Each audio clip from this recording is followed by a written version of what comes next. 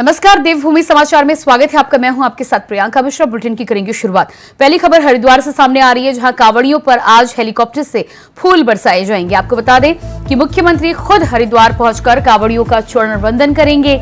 साथ ही शाम को ओम पुल पर भजन संध्या का भी आयोजन किया जाएगा। प्रशासन ने सभी कार्यक्रमों की तैयारी पूरी कर ली है।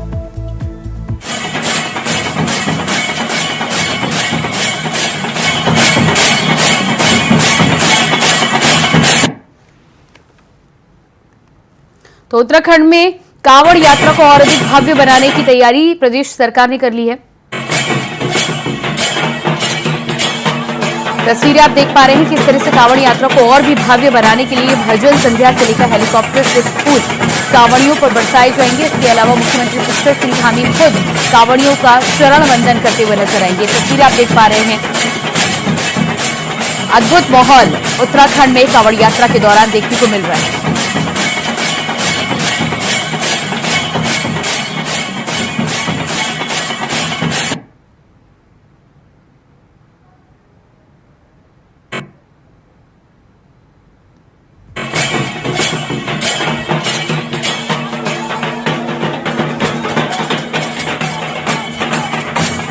और इसी खबर पर हमारे साथ हरिद्वार से संवाददाता विकास चौहान जुड़ चुके हैं। जी विकास, जिस तरह से तस्वीरें हम देख पा रहे हैं, हरिद्वार में विशेष इंतजाम कांवड़ यात्रा के लिए किए गए हैं। सरकार के द्वारा फूल बरसाने से लेकर मुख्यमंत्री पुष्कर सिंह धामी खुद चरण वंदन करते हुए नजर आएंगे। कहां पर इंतजाम किया गया है और क्या कुछ तैयारियां हरिद्वार में हो रही हैं? देखिए, मुख्यमंत्री पुष्कर सिंह धामी आज हरिद्वार दौरे पर रहेंगे, जहां पर कांवड़ मेला इस समय अगर हम बात करें तो करीबन 1.5 करोड़ से ऊपर के जो श्रद्धालु हैं वो अपनी कांवड़ लेकर यहाँ से जा चुके हैं। और इस समय जो कांवड़ का जो डाक कांवड़ का दौर है वो इस समय यहाँ पर शुरू हो चुका है। पार्किंग लगभग यहाँ पर फुल है। लोगों जो भी आने वाले श्रद्धालु हैं उन्होंने गाड़ियां जहां उनको जगह मिल रही है वहां पर लगा दी है। ऐसे में बिल्कुल जो सूबे के मुख्यमंत्री हैं वो हरिद्वार पहुंचेंगे और जहां सबसे पहले वो चरण वंदना यहाँ पर कांवड़ियों की करेंगे। और साथ ही साथ जो हर की पैड़ी पर जो कांवड़ पथ यात्रा का मार्ग है वहां पर पुष्प वर्षा यहाँ पर की जाएगी। और साथ ही साथ शाम के समय एक संगीत संध्या का भी आयोजन यहाँ पर जिला प्रशासन के द्वारा यहाँ पर किया गया है, जिसमें मुख्यमंत्री भी शरीक रहेंगे। तो कह सकते हैं कि कांवड़ियों के लिए और सिर्फ में हरिद्वार के लिए में शरीक होने के लिए मुख्यमंत्री यहाँ पर पहुंच रहे हैं, जहाँ पर वो एक प्रदेश के मुखिया होने के नाते यहाँ पर जो कांवड़ी हैं उनका यहाँ पर स्वागत करेंगे, चरण वंदना यहाँ पर करेंगे। वहीं जो आने वाले श्रद्धालु हैं उनके ऊपर यहाँ पर पुष्प वर्षा भी यहाँ पर की जाएगी। जी बिल्कुल, तो पुष्प वर्षा की जाएगी। मुख्यमंत्री खुद चरण वंदन करते हुए नजर आएंगे। तस्वीरें हम अलग अलग देख पा रहे हैं। जो तस्वीरें निकलकर सामने आ रही हैं, अद्भुत माहौल इस समय दिखाई दे रहा है। हरिद्वार के माहौल की इस समय बात करें तो क्या कुछ देखने को मिल रहा है? देखिए, हरिद्वार का माहौल पिछले अगर हम 22 तारीख से कहें जब से कांवड़ यात्रा यहाँ पर शुरू हुई है, अलग अलग रूप यहाँ पर देखने को मिले हैं। क्योंकि इस बार अगर हम बात करें कांवड़ यात्रा के विभिन्न रूप बिल्कुल देखने को मिले हैं, जहाँ झूला कांवड़ के साथ साथ यहाँ पर इस बार जिस तरह से मटका कांवड़ भी यहाँ पर दौर चला है, लोगों में काफी क्रेज यहाँ पर दिखाई दिया है। वहीं अगर हम 2 दिन पहले की बात करें, एक प्रधानमंत्री नरेंद्र मोदी का इतनी भक्ति उनको दिखाई दी कि वो भोले के साथ साथ प्रधानमंत्री का पुतला भी अपने कंधों पर यहाँ पर बैठाकर उनको लेके जाते हुए दिखाई दिए। वहीं तिरंगा झंडे को लेकर भी यहाँ पर कांवड़ दिखाई दी। वहीं अगर बड़े बड़े डीजो की बात भी करेंगे तो वो भी यहाँ पर दिखाई दिए। कह सकते हैं विभिन्न रंग यहाँ पर दिखाई दिए। अगर हम बात करेंगे हरिद्वार की हर की पैड़ी की, बिल्कुल भगवा में अगर आप ऊपर से देखेंगे तो बिल्कुल भगवा में इस समय दिखाई देगी। और जो कांवड़ पथ यात्रा का मार्ग है वो भी बिल्कुल भगवा में यहाँ पर दिखाई देगा।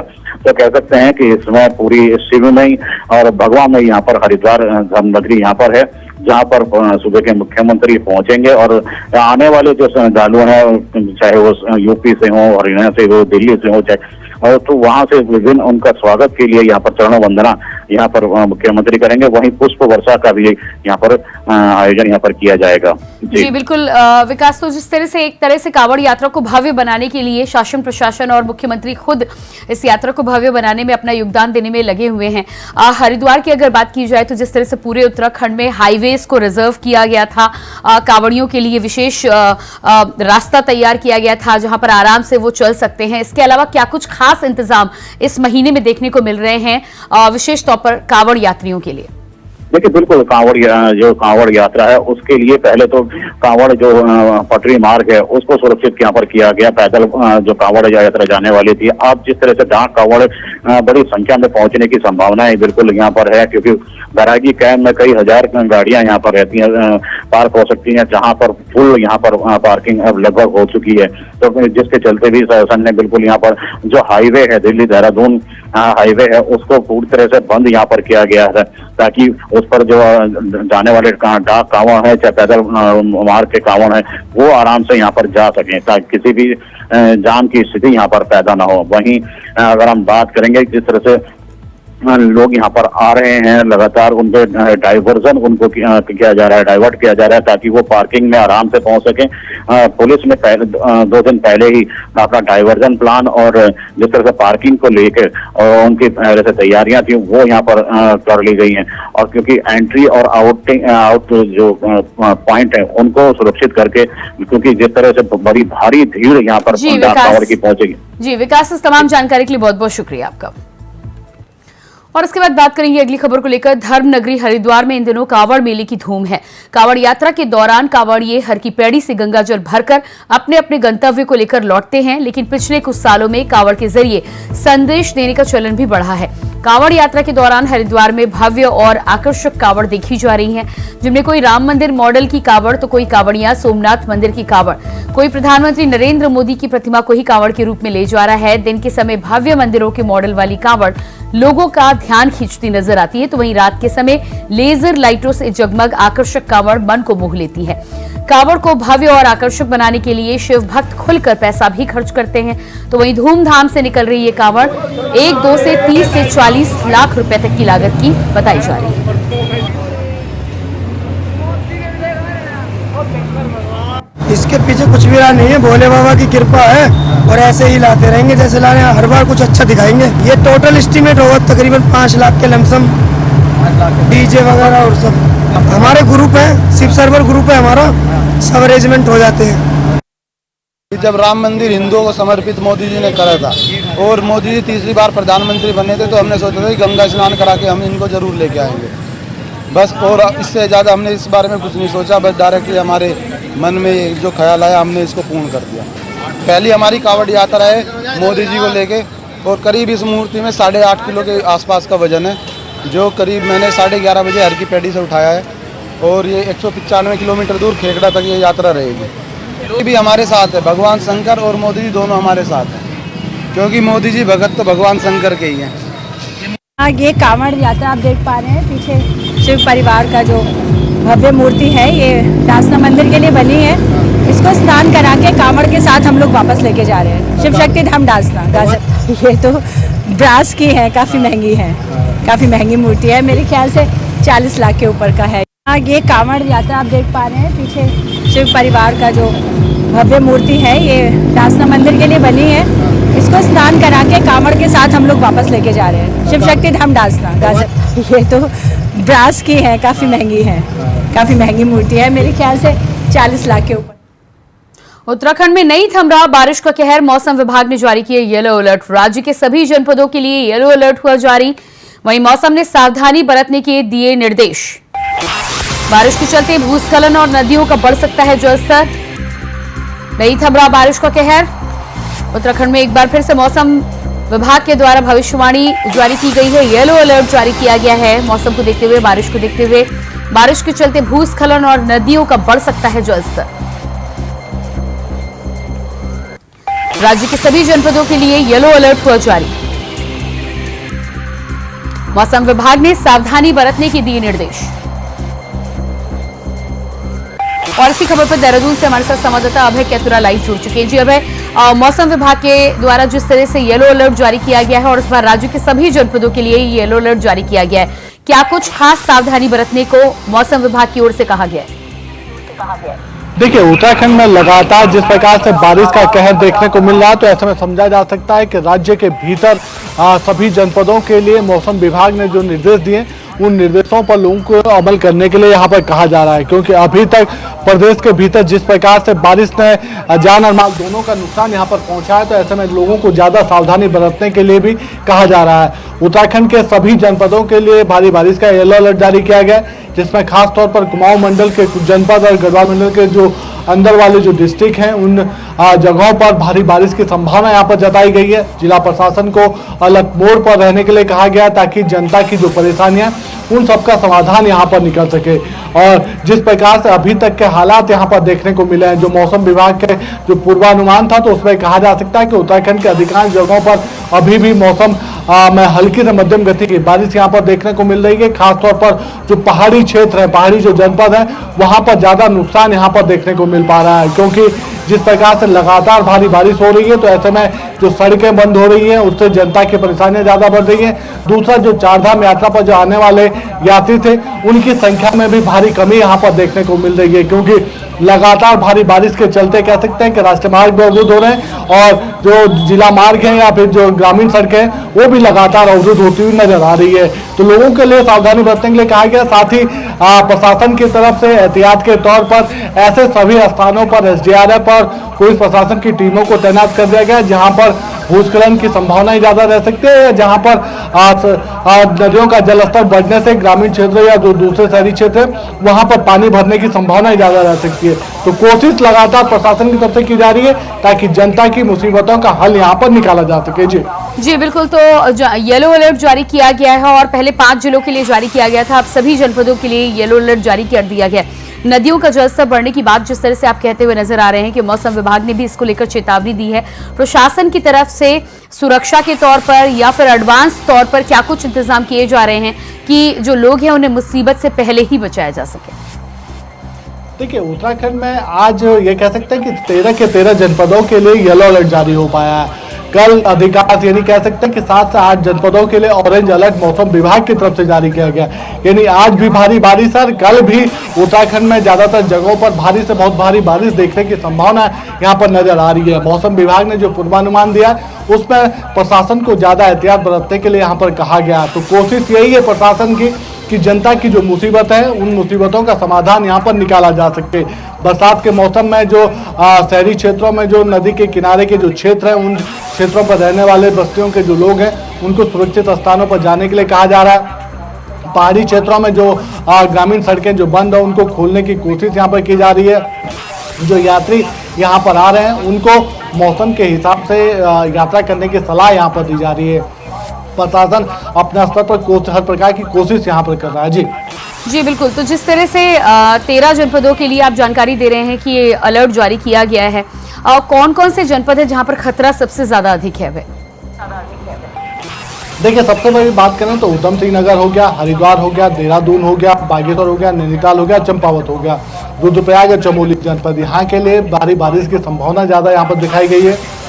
लगातार जो भारी बारिश इन क्षेत्रों में हो रही है, वो मुसीबत का सबब यहाँ पर बन रही है। क्योंकि प्रशासन की तरफ से जो प्रयास यहाँ पर किए जा रहे हैं, वो इस भारी बारिश के आगे भी बौने नजर आने लगे हैं। क्योंकि जिस प्रकार से भारी बारिश हो रही है, नदियों का जलस्तर लगातार यहाँ पर बढ़ रहा है। ग्रामीण जो सड़कें हैं, वो अभी भी ये कह रहे हैं, अगर पूरे प्रदेश की अगर हम बात करते हैं तो 100 से ज़्यादा ऐसी ग्रामीण सड़कें हैं जिनका जिला मुख्यालय से यहाँ पर संपर्क कटा हुआ है। 200 से ज़्यादा JCB प्रशासन की तरफ से यहाँ पर लगाई गई है कि उन सड़कों को खोलने का काम यहाँ पर निरंतर जारी रह सके। लेकिन जिस प्रकार से बारिश इन सभी बाधाओं में खलल बनने का काम यहाँ पर कर रही है, खलल डाल रही है, तो इसमें समझा जा सकता है कि आने वाले कुछ और दिन प्रशासन के लिए और चुनौतीपूर्ण यहाँ पर हो सकते हैं, और जनता को ज़्यादा सावधानी बरतने के लिए कहा जा रहा है। खासतौर पर पहाड़ी क्षेत्रों में जहाँ पर भूस्खलन की घटनाएं सबसे ज़्यादा देखने को मिल रही है। ऐसे में जिला प्रशासन की तरफ से एहतियात के तौर पर सभी जगहों पर, यानी जो संभावित जो खतरे की जद में, उन लोगों को सुरक्षित स्थानों पर शिफ्ट करने का काम किया जा रहा है। चाहे आप टिहरी जनपद का हो, उत्तरकाशी जनपद का हो या चमोली जनपद का हो, जहां पर भी भूस्खलन की घटनाएं ज़्यादा हो रही है, उन सभी ग्रामीण क्षेत्रों को खाली कराने का काम वहां पर किया जा रहा है। लेकिन अभी भी ये कह सकते हैं कि जो बारिश का अलर्ट यहाँ पर जारी हो रहा है, तो प्रशासन के लिए भी चुनौतीपूर्ण और बनता हुआ नजर आ रहा है। जी जी अब इसके अलावा जिस तरह से हम देख पा रहे हैं कि कावड़ यात्रियों को लेकर उत्तराखंड में विशेष इंतजाम किए जा रहे हैं और ऐसे में येलो अलर्ट अलग अलग जगहों पर 13 से अधिक जनपदों में जारी किया गया है। तो कावड़ यात्रा को लेकर क्या कुछ सुरक्षा के इंतजाम है, साथ ही साथ जो कावड़िया आ रहे हैं उनको किस तरह की हिदायत दी जा रही है? देखिए, कांवड़ियों का जो रूट है उस रूट पर आप ये कह सकते हैं कि जो हरिद्वार तक का रूट है वो सुरक्षित रूट वहाँ पर कहा जा सकता है। हरिद्वार से देहरादून भी अगर कोई कांवड़िए आते हैं तो सुरक्षित यहाँ पर उस रूट पर उनके लिए पूरी व्यवस्था यहाँ पर है। लेकिन जैसे ही हरिद्वार से ऊपर आपके उत्तरकाशी जनपद के लिए हो या रुद्रप्रयाग जनपद के लिए हो, जैसे ही कांवड़िए जाने शुरू होते हैं तो फिर उनके लिए परेशानियों का भरा सफर शुरू हो जाता है। तो ऐसे में उन सभी लोगों को प्रशासन की तरफ से आगाह जरूर यहाँ पर किया जा रहा है। लेकिन ये कहा जा सकता है कि शिव भक्तों की उस भक्ति के आगे जो मौसम की जो चुनौतियां हैं वो भी बौनी साबित हो जा रही है। कुछ जगहों पर कुछ घटनाएं यहाँ पर देखने को मिली थी जहां पर एसडीआरएफ की तरफ से ऐसे सभी लोगों को सुरक्षित निकालने का काम किया गया था जो मौसम के विडंबना में फंसते हुए नजर आए थे या कहीं पर नदियों के जलस्तर या मार्ग अवरुद्ध होने से रास्ता वो भटक चुके थे। उन लोगों को सुरक्षित निकालने का काम यहाँ पर किया जा रहा है। लेकिन प्रशासन की तरफ से लगातार यहाँ पर एक एडवाइजरी जारी यहाँ पर की जा रही है। लोगों को सुझाव यहाँ पर दिए जा रहे हैं कि कम से कम जब भारी बारिश यहाँ पर उत्तराखंड में हो तो ऐसी भारी बारिश वाली जगहों पर लोग यात्रा करने से बचें, आगे ना जाएं और जब मौसम साफ हो तभी अपनी यात्रा आगे बढ़ाने का काम यहाँ पर करें। जी बिल्कुल अभय, इस जानकारी के लिए बहुत बहुत शुक्रिया आपका। और इसके बाद बात करेंगे अगली खबर को लेकर। उत्तरकाशी से बड़ी खबर सामने आ रही है। गंगोत्री और यमुनोत्री हाईवे बंद। नेताला के पास गंगोत्री हाईवे हुआ बाधित। डबरकोट के पास यमुनोत्री हाईवे बंद। वहीं बीआरओ हाईवे खोलने में जुटा। तो उत्तरकाशी से इस वक्त की अहम जानकारी निकलकर सामने आ रही है। गंगोत्री और यमुनोत्री हाईवे बंद। नेताला के पास गंगोत्री हाईवे हुआ बाधित, वहीं डबरकोट के पास यमुनोत्री हाईवे बंद। तो इन दोनों ही जगहों पर जिस तरह से हाईवे पूरी तरह से बाधित हुआ है, बीआरओ हाईवे खोलने की तैयारी में जुटा हुआ है। तस्वीरें आप देख पा रहे हैं। बीआरओ के द्वारा तमाम इंतजाम किए जा रहे हैं कि हाईवे को खोलकर जल्द से जल्द इसे आने जाने के लिए, आवाजाही के लिए सुगम बनाया जाए। खबर टिहरी से है, जहां प्रभारी मंत्री प्रेमचंद अग्रवाल ने उत्तराखंड का दौरा किया है, जहां उन्होंने भूस्खलन से हुए नुकसान का जायजा लिया। तो वहीं तौली गांव में भारी बारिश और भूस्खलन से एक मकान में मलबे से 2 महिलाओं की दबने की सूचना मिली थी, जिसके बाद एसडीआरएफ, पुलिस, राजस्व, स्वास्थ्य विभाग की टीमें मौके के लिए रवाना हुई और खोज बचाव कार्य की शुरुआत की है। मकान के ऊपर सीसी मार्ग का मलबा आने से मकान क्षतिग्रस्त हुआ था, जहां प्रभारी मंत्री प्रेमचंद अग्रवाल का कहना है कि रेस्क्यू टीम ने मलबे से दोनों को बाहर निकाल लिया है। घायल वीरेंद्र सिंह को प्राथमिक उपचार के बाद पीएससी बलेश्वर भेजा गया है। तो वहीं मृतकों को 4-4 लाख रुपए की राहत राशि के चेक प्रदान किए गए हैं। मुख्यमंत्री सहित जिलाधिकारी से लगातार संपर्क बना हुआ है। उन्होंने लोगों से अपील की है कि आपदा के समय धैर्य न खोएं। देखिए, टिहरी जनपद के घनसाली विधानसभा क्षेत्र के कुछ गांव अतिवृष्टि से बहुत प्रभावित हुए हैं। जैसे तौली गांव, जहां पे हमारे एक ही मकान के अंदर माँ बेटी दब गई, जिनको सरकार की तरफ से राहत राशि दी गई, भवन क्षतिग्रस्त हुआ उसकी राशि दी गई और उस परिवार को वहां से शिफ्ट किया गया। उसके बगल में गांव जहां पे लगातार पानी आ रहा है, मलबा आ रहा है, अतिवृष्टि के कारण वहां के लोगों को परेशानी हो रही है। उन 55 परिवारों को वहां से शिफ्ट करके एक राजकीय इंटर कॉलेज में रखा है, जहां उनके खाने का, पीने का जो भी व्यवस्था है उनके लिए कर सकते हैं सरकार के द्वारा। मेडिकल कैंप है, साफ सफाई है, लाइट है, चाय पानी की सभी व्यवस्था उनके लिए की गई है। क्योंकि आप जानते हैं मैं कल वहां गया था और प्रभावितों से जब मैंने बात की, मुझे इस बात का संतोष है कि उन्होंने कहा है कि सरकार ने अच्छा इंतजाम किया है, प्रशासन ने अच्छा इंतजाम किया है। और आप देखिए, घटना के थोड़ी देर बाद प्रशासन वहां पहुंचता है का मतलब प्रशासन जो हमारे माननीय मुख्यमंत्री जी के द्वारा निर्देश दिए गए थे कि मुस्तैद रहना है, तो उस मुस्तैदी से उसने काम किया। देहरादून मदिरा की दुकानों में ओवर रेटिंग को लेकर जिला आबकारी अधिकारी ने सख्त कार्रवाई करने के निर्देश दिए। आपको बता दें कि शराब की दुकानों में लगातार मिल रही ओवर रेटिंग की शिकायतों पर डीईओ राजीव चौहान ने बताया कि ओवर रेटिंग करने वालों पर सख्त कार्रवाई करने के निर्देश दिए गए। हालांकि उन्होंने कहा कि ऐसा नहीं है कि हमने सभी दुकानों में एमआरपी लिस्ट लगाई है, फिर भी एमआरपी रेट से ऊपर कोई भी शराब बेचते हुए पकड़ा जाता है तो उसका चालान किया जाएगा। साथ ही सभी दुकानदारों को टाइमिंग के साथ दुकान खोलने के निर्देश दिए गए।